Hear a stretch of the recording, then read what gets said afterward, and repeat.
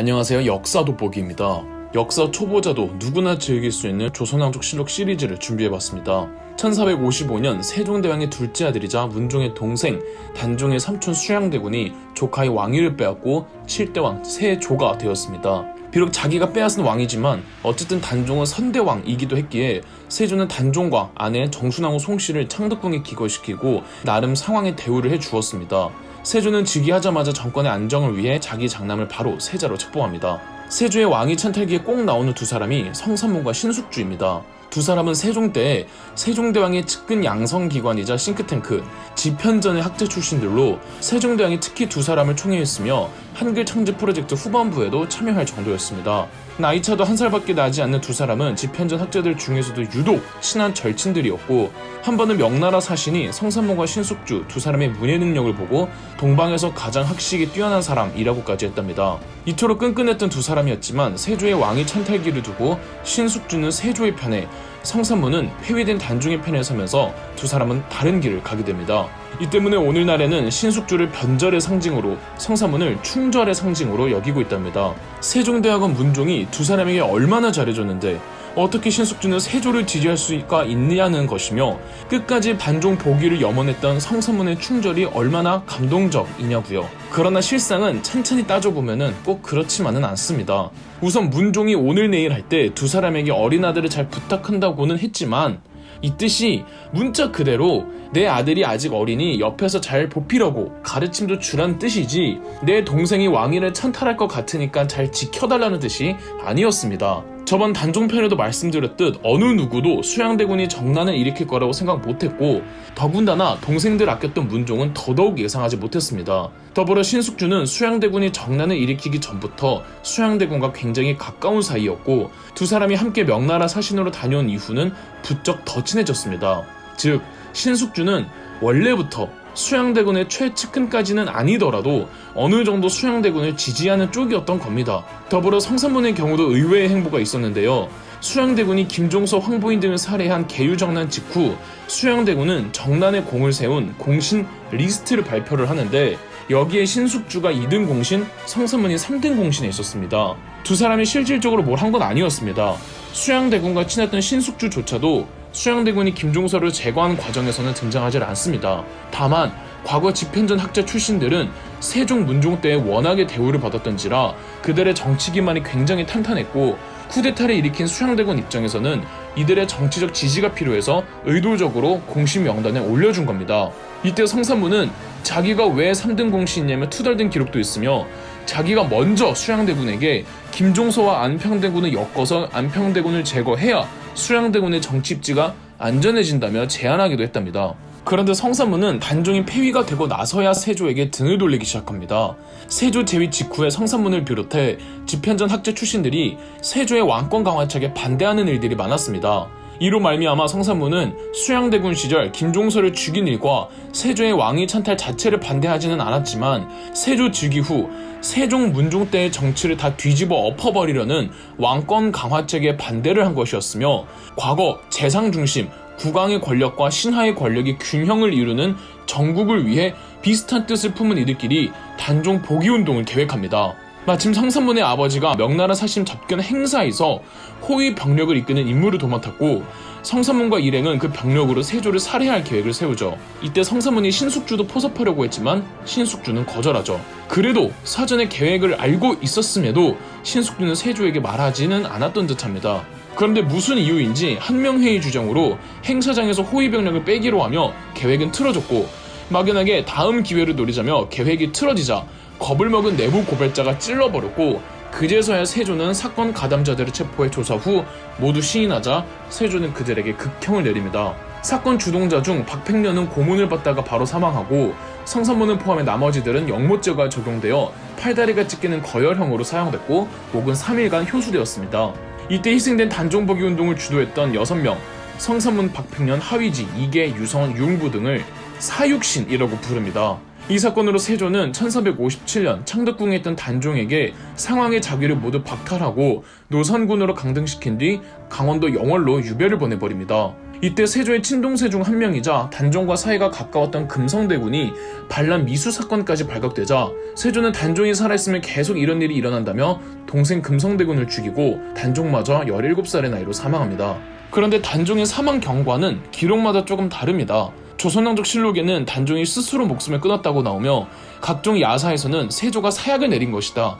사약을 건네러 간 의금부도사 왕방현은 평소 단종을 안쓰럽게 여기고 있었고 차마 사약을 주지 못하자 이러면 당신만 다친다면 단종이 알아서 목매 자살했다는 이야기도 있습니다. 또는 왕방현이 차마 사약을 건네지 못하자 그의 노비가 공을 세워보겠다고 그 자리에서 단종의 목을 졸라 죽였다는 일화도 있죠. 단종의 아내 정순왕후 송씨는 폐위된 후 동대문 밖 초라한 집에서 80살까지 살다 죽었고 단종의 누나 경혜공주는 비구니가 됩니다. 참고로 사육신과는 달리 뭔가 사건을 터뜨리지는 않았지만 세조의 정권에 일조하기 싫다며 사퇴를 하고 고향으로 낙향한 김시습, 원호, 이맹전, 조려, 성담수, 남효운 등을 생육신이라고 합니다. 자, 그렇게 피를 제대로 본 세조는 그렇다면 어떤 정책을 펼쳤던 왕이었을까요? 세조는 정치 이념의 롤모델로 삼았던 사람이 할아버지 태종 이방원이었습니다. 세조는 강력한 왕권을 원했고 신하들이 국왕 앞에서 쩔쩔매는 정치를 원했습니다. 우선 육조의 업무를 의정부에게 먼저 보고하게 하는 의정부 서사제를 폐지한 후 의정부 바로 패스하고 곧바로 국왕에게 보고하라는 육조 직계제를 다시 시행했으며 사육신 사건 이후로는 집현전을 폐지해버렸고요. 또 경연이라고 학식이 풍부한 신하들이 국왕과 함께 공부하고 토론하는 자리가 있는데 이게 듣는 사람에 따라서는 신하들의 잔소리라고 해석할 수도 있어서 세조는 경연도 폐지합니다. 그리고 세조는 특히 군사 및 국방 문제에 관심이 많았습니다. 세조는 군사 훈련 및 무기 개량에 정말 신경을 많이 썼고요. 조선의 기본적인 국방 매뉴얼과 시스템이 세조 때 완벽하게 자리를 잡습니다. 세조 전까지는 조선의 군사체계가 행정적으로 깔끔하게 정립되어 있지 않고 지방별로 제멋대로식이 강했거든요.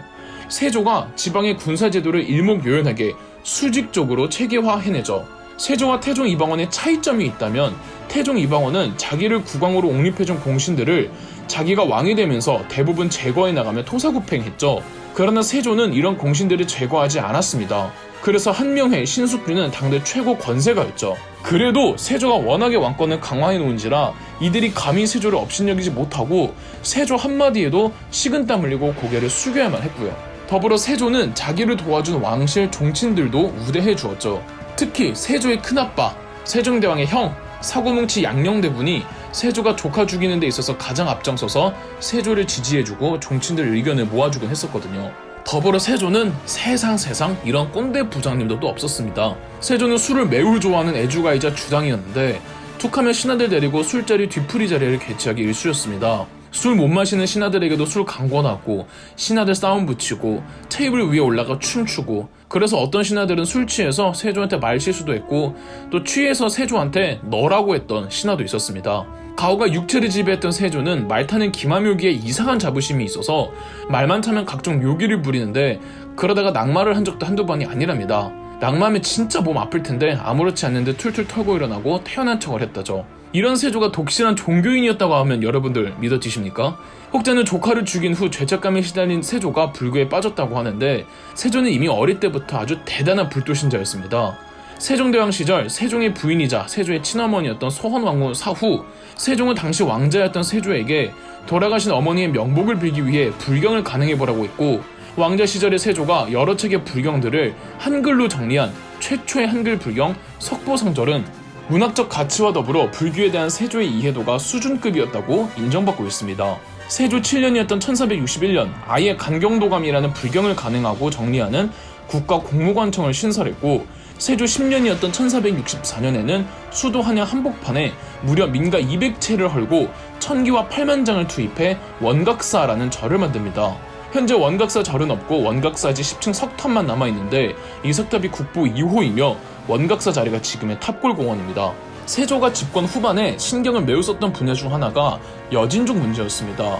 세조 6년 1460년 세조는 신숙주를 함길도 채찰사로 임명해 두만강으로 보낸 후 적 430명을 죽이고 900채의 집을 불태웠으며 우마 1000마리를 확보하는 조선 정부에게 대항하는 여진족 부족들을 토벌하는데 세종대왕의 사근육진 전쟁의 버금가는 어마어마한 전가를 세웠습니다. 이 전쟁이 세조의 1차 북벌입니다. 여진족의 이 잔존 병력들은 이만주의 여진 부족들로 전부 통합이 되는데, 세조는 이 이만주와의 전쟁을 준비하는 과정에서 지방에 대한 중앙정부의 행정 지배력과 군사 지배력을 더 강화하고자 함경도나 평안도에선 관리를 현지인으로 뽑는다는 토관 제도를 철폐하고 중앙정부에서 책임자를 파견하기로 합니다. 기관 토관으로 현지 기득권을 보장받던 지역 유지들은 반발할 수밖에 없었고, 여기에 세종 이래 반강제적으로 행해지던 3인 정책 때문에 쌓인 주민들의 분노, 불안정한 치안까지 겹치면서 세조 제위 13년째이던 1467년 함경도 길주에서 길주 대토호였던 이시해가 반란을 일으킵니다. 이시해 나는 함경도 21개 현 중에서 7개 현을 제외하고는 전부 반란에 가담했던 개인의 반란이 아닌 도 전체가 일으킨 조선 전기 최대 규모의 최악의 반란이었습니다. 물론 많은 어려움과 난관들이 있긴 했지만 세조는 조카 구성군 이준을 총사령관으로 삼은 토벌군을 보내 함길도 북청 전투와 말령 전투에서 대승을 거두어 이시의 난을 진압하는 데 성공했고, 세조는 그 토벌군을 그대로 압록강을 넘게 해서 이만주의 여진족들을 토벌시키며 세조의 2차 북벌도 엄청난 성과를 내며 마무리되었습니다. 이후 여진족들은 몇십 년간 재기를 하지 못할 정도였죠. 세조는 이시의 난 즈음 건강이 점차 안 좋아지고 있었습니다. 아까 말씀드렸던 것처럼 태종 이방원과는 달리 세조는 자기를 도와준 공신들을 척결하지 않고 끝까지 그 기득권을 보장해 주었습니다. 이들은 막강한 권세를 누리는 집안이 되었고, 이들이 세조 자기에게는 충성을 할지언정 자기의 뒤를 이을 자기 아들에게도 충성을 할지는 모르는 거죠. 왕을 능멸할 수도 있는 거잖아요. 그래서 세조는 구 공신들을 견제할 신공신들이 필요했고, 그래서 이시의 난과 이만주 토벌에 혁혁한 공을 세운 젊은 무인들을 말년에 엄청난 관직을 주며 성장시켜줍니다. 구성군 이주는 27살 최연소의 나이로 영의정에 올랐고, 전쟁에 참여했던 인간병기 남이장군 또한 최연소의 나이로 병조판서가 되는 등 이들은 신공신들이 되어 한명회, 신숙주를 비롯한 구공신들을 견제할 새로운 정치 세력이 되는데요. 그러나 정작 세조는 점점 건강 상태가 악화되었고 1468년 제위 14년을 끝으로 아들에게 양위한 후 본인은 상황으로 물러날 생각이었으나 양위한 바로 다음날에 사망하고 맙니다. 세조는 의외로 이 장례식 투입 비용과 인력 그리고 규모를 반으로 줄이라는 유언을 남겼고, 그의 아들 예종이 8대 왕으로 즉위합니다. 세조가 미처 마무리 짓지 못한 구공신 대 신공신들은 예종 때에 어떤 결말을 맺게 될까요?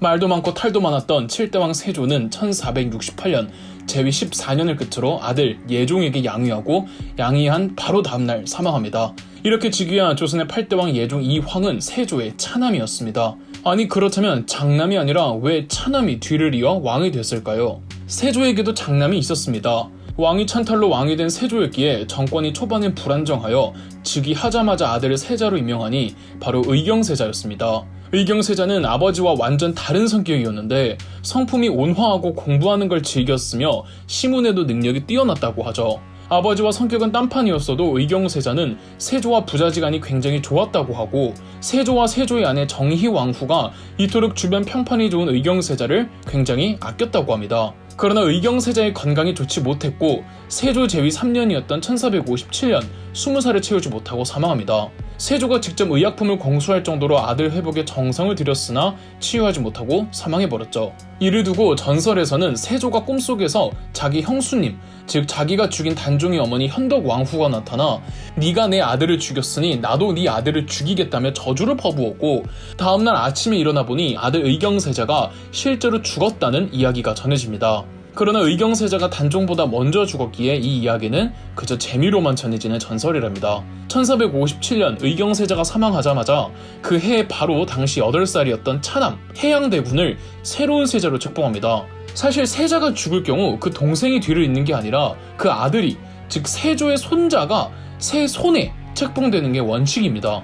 그런데 예외적으로 세조는 의경세자 사후 그 동생을 세자로 책봉했는데요. 세조가 장남 의경세자를 워낙에 예뻐했던지라 왜 원칙을 무시하고 동생 해양대군을 세자로 책봉했는지는 설만무성할 뿐 정확한 세조의 의중은 밝혀진 바가 없습니다. 가장 유력한 설로는 손자를 세손으로 책봉하면 자기 둘째 아들이 자기처럼 삼촌으로서 왕 욕심을 낼까봐 그런 일이 없도록 처음부터 둘째 아들을 세자로 임명했다는 해석입니다. 이렇게 8살의 나이로 세자가 된 세조의 둘째 아들은 3년 후 당시 최대 권세가였던 한명회의 딸과 결혼했고, 다음에 12살의 나이로 아들까지 낳습니다. 무려 12살의 아버지가 된 겁니다. 이로써 한명회는 이제 외척으로까지 군림하기에 이른 겁니다. 그러나 이 아이는 얼마 못 가 갓난아이였을 때 사망하고 한명회의 딸 세자 빈마저 사망합니다. 별 수 없이 세자는 다른 후궁들 중 한씨를 새 세자빈으로 책봉했고 1468년 19살의 나이로 즉위합니다. 19살이 젊은 나이인 건 맞지만 그래도 사리분별은 다 할 줄 아는 나이잖아요. 왕이 된 예종도 예종 나름 정치판 돌아가는 걸 파악하고 있었습니다. 세조가 말년에 매듭짓지 못한 게 구공신 대 신공신의 대립구도였습니다. 세조는 태종 이방원과는 달리 신숙주 한명회 등 자신의 쿠데타에 도움을 준 공신들을 토사구팽시키지 않고 그들의 기득권과 권세를 보장해 주었습니다. 그러나 세조 말년 세조는 세조의 두 양팔 한명회와 신숙주를 일시적으로 하옥시킨 적이 있을 정도로 조금씩 공신들을 견제하려는 모습들을 보였습니다. 세조는 새로운 공신들을 육성해서 기존의 공신들의 세력에 대항시키고자 이시의 난과 이만주 토벌전쟁에 공을 세운 젊은 피들을 파격 승진시키며 하나의 새로운 세력을 만들도록 유도했습니다. 대표적으로 20대 후반 최연소로 영의정에 오른 구성군 이준이 있었고 마찬가지로 20대의 나이로 최연소 병조판서에 오른 남이가 있었습니다. 영의정은 오늘날의 국무총리, 병조판서는 오늘날의 국방부 장관입니다. 그러나 세조가 이렇게 신공신을 육성한 게 말년이라 제대로 키워주지 못한 채 사망합니다. 그렇게 왕이 된 예종은 아버지 세조와는 다른 생각을 가지고 있던 듯합니다. 예종은 즉위하자마자 공표한 인사 개편에서 남이의 병조판서직을 파직시키고 좌천시켜버린 겁니다. 새롭게 즉위한 왕의 총애를 기대할 수 없다고 생각한 남이는 자기 측근들을 만들어 자기만의 이 남이 라인을 키워나가기로 합니다. 그렇게 남이가 접촉한 사람 중 한 명이 유자광이었는데요.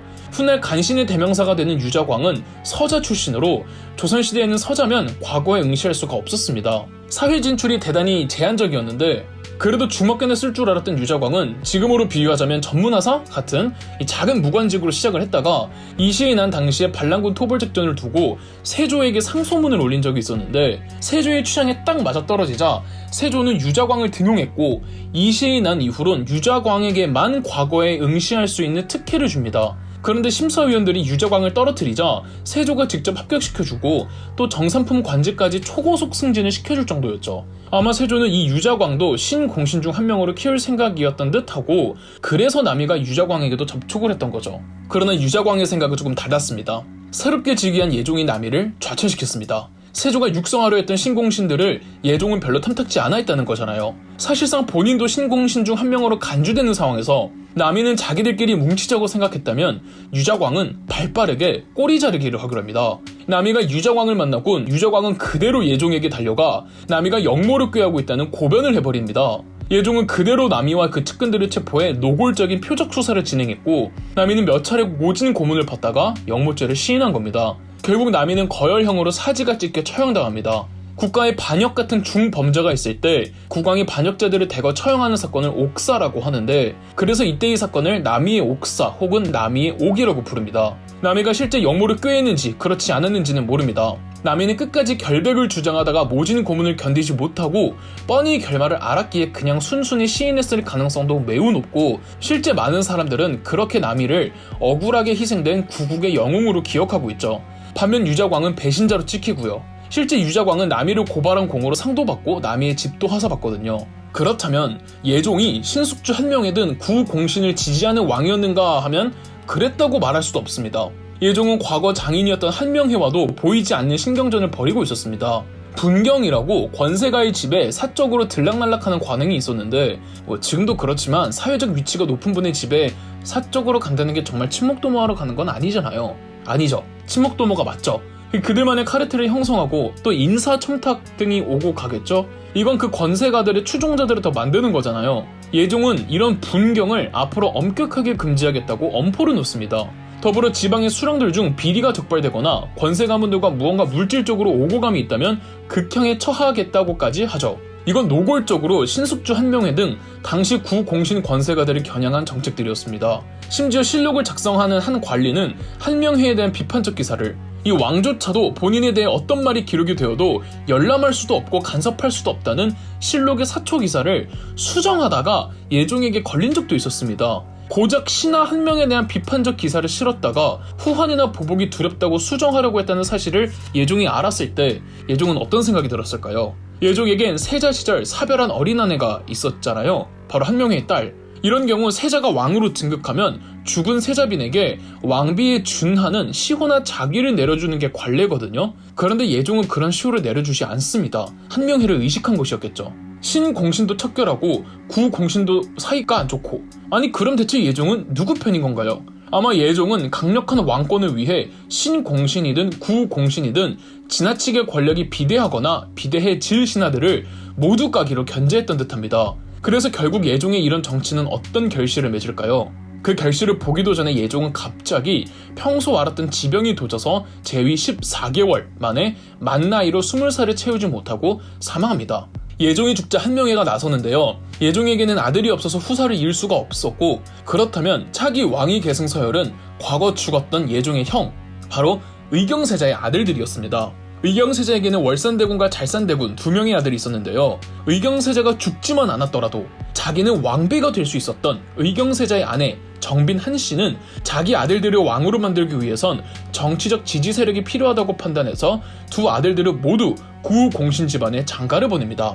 첫째 아들 월산대군이 장가를 간 집안도 나름 빵빵한 집안이었는데, 둘째 아들 잘산대군을 무려 한명회의 다른 딸과 혼인시키는 월척을 낚은 겁니다. 낚았다고 표현하기 좀 그런 게, 한명회는 외척이 될 수 있었지만 예종에게 시집보낸 자기 딸은 왕비가 되지 못한 채 죽었잖아요. 그래서 의경세자의 두 아들들 중 이미 결혼한 첫 번째는 어쩔 수 없고 둘째 잘산대군을 사위로 맞은 겁니다. 이런 쿵짝이 잘 맞아 예종 사후 한명회와 같은 세력이었던 신숙주가 잘산대군을 차기 왕으로 밀었고, 당시 가장 권력이 강했던 한명회 신숙주의 백에 어느 누구의 반대도 없이 잘산대군이 왕위를 이으니 바로 구대왕 성종이었습니다.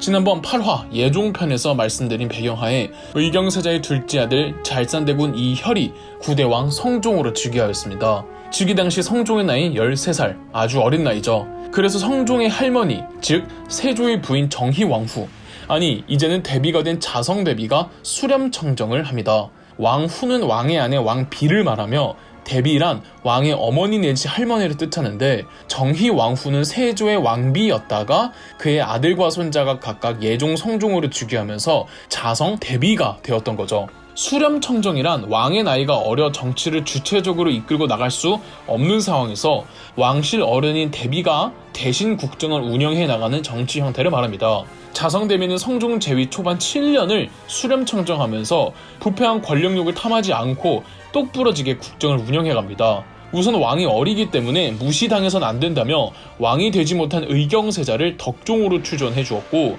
역시 왕비가 되지 못한 채 바로 왕의 어머니가 된 성종의 어머니를 인수 왕대비로 격상시켜 주었습니다. 더불어 새로 즉위한 왕의 도덕적 선정을 위시하고자 과거 억울하게 죽은 단종과 관련된 인물들의 가문들을 복권시켜 주기도 했습니다. 무엇보다 성종 5년이었던 1474년 세조 이래 10년 넘게 걸린 조선시대의 헌법 경국대전이 완성되어 반포되기도 했답니다. 더불어 본인도 외척이면서 외척을 비롯해 왕실 종친들의 정치적 개입을 최소화시켰고, 이 과정에서 한때 세조가 키워주려고 했던 조카 구성군 이준도 탄핵당합니다. 사실 외척과 왕실 종친들의 정치 개입을 최소화시키려고 했던 건 신숙주 한명회 등 구공신들의 입김도 크게 작용했습니다. 애당초 성종은 한명회의 딸과 혼인한 덕에 형을 제치고 왕이 될 수 있었던 거잖아요. 그러나 이 구공신들도 언제까지 그 권력이 영원할 수는 없었습니다. 단종 때 수양대군의 정난을 도운 이래 세조, 예종, 그리고 성종 초반 때까지 엄청난 권세가로 군림하던 이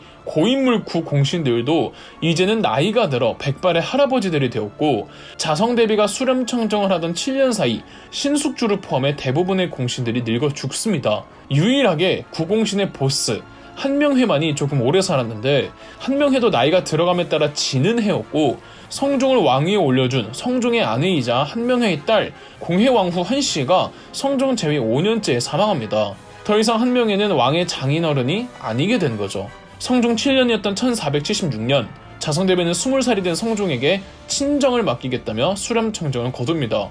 이때 한명회가 반대했는데 그래도 자성대비의 결단은 강고했고, 이렇게 친정을 시작한 성종은 자신의 친정을 반대한 한명회를 문제 삼는 발언을 합니다. 성종의 발언에 과거 남이를 배신한 유자광이 한명회의 불충을 벌하라는 상소문을 올리고 여기에 감찰 기관들까지 다 나섭니다. 날아가는 새도 떨어뜨리던 한명회를 이젠 젊은 정치인들이 건드리는 수준까지 된 겁니다. 성종은 좋게 한명회가 사직을 내는 모양으로 한명회를 쳐냅니다.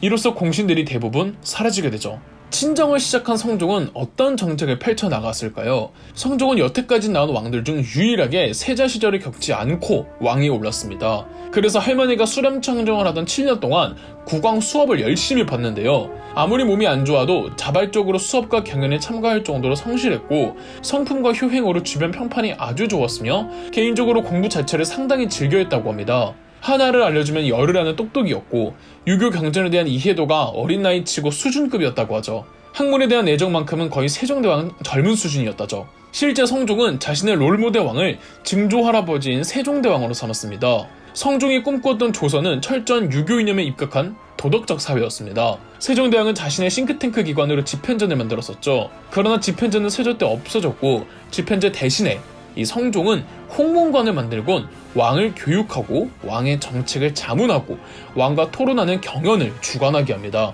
더불어 두 감찰기관이었던 사헌부 사관원 두 기관의 힘을 대폭 강화시킵니다. 아무리 구 공신들이 늙어 죽었다지만 그들이 형성해 놓았던 기득권 가문들의 카르텔은 여전했습니다. 지방 관직을 두고 인사청탁이나 로비, 뇌물수수 등은 여전했고 중앙정부의 권세 가문들은 그들끼리 서로 뒤를 봐주면서 그 정치 결탁이 아주 견고했죠.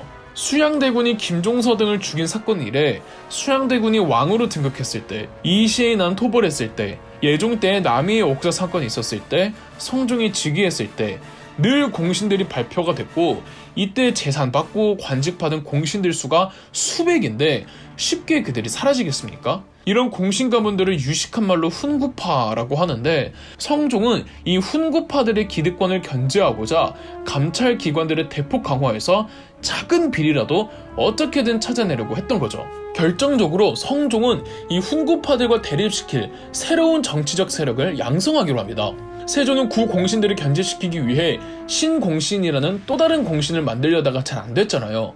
성종은 공신 자체가 하나의 기득권을 만든다며 아예 기존 주류에서 벗어난 세력들을 생각해냅니다. 바로 고려 말 조선 건국에 반대했다가 태조 이성계가 즉위하자 전부 낙향했던 사대부들의 제자들입니다. 조선 건국 이후로도 많은 시간이 흘렀기 때문에 고려를 끝까지 지키려고 했던 사대부들의 제자들은 이젠 서서히 벼슬에 임했지만 주로 지방관직을 전전하고 있었습니다. 이들을 살인파라고 합니다. 이 중 함양군수, 선산부사 등 여러 고을들에서 선정을 베푸며 잘 다스린 것으로 이름을 날린 김종직을 성종은 중앙으로 불러들여 홍문관 그리고 비서실에서 근무하게 하며 자신의 최측근으로 만듭니다. 어디 김종직만 불렀겠습니까?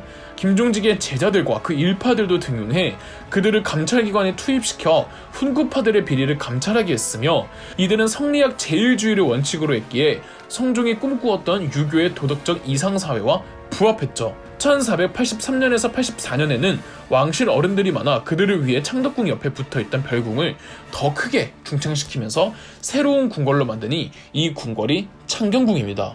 여태까지 성종에 대해 굉장히 좋은 말들로만 칭찬 일색을 했죠. 하지만 성종도 비판의 화살은 피하지 못합니다.